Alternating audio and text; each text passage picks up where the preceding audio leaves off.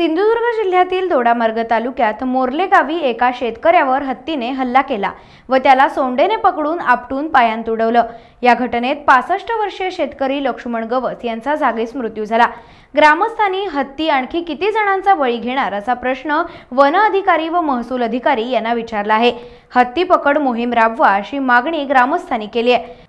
सदर शेतकऱ्याचा मृतदेह न्याय मिळेपर्यंत न हलवण्याचा निर्णय शेतकऱ्यांनी घेताच अधिकाऱ्यांनीही नमती बाजू घेतली।